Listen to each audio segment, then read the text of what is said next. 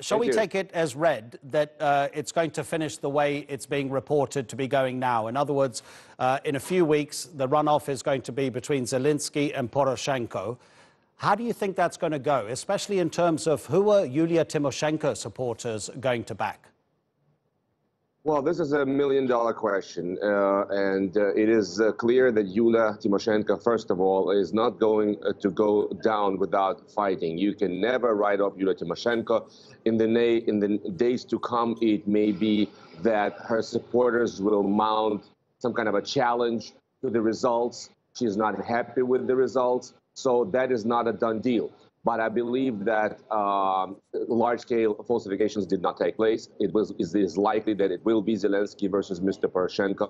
And while the Ukrainian incumbent can breathe a sigh of relief that he didn't enter the second round, he still has a lease on life and another fighting chance. The differential between them is quite significant. It's almost 14%.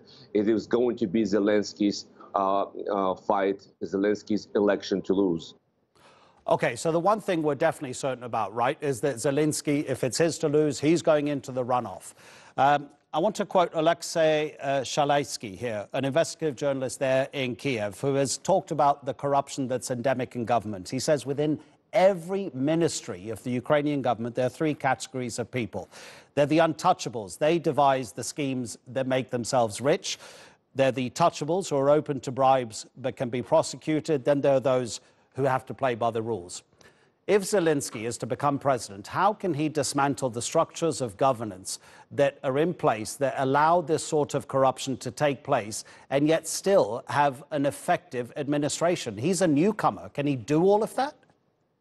He's a newcomer, and I'm very, very skeptical that he can. In fact, there is a gentleman behind him, precisely the target of his attacks, the oligarch, Mr. Igor Kolomoisky, who's now in hiding in Israel, a man worth over $1 billion, who owns the TV station on which Mr. Zelensky has been playing the comedian, the president of Ukraine. And so Mr. Zelensky has shown himself to be really wobbly on issues of politics and basic economics. And there's fear in Ukraine that he will not be an independent figure. And in short time, he will once again show himself dependent on large oligarchic interests who will be manipulating him. Once again, it's not a done deal.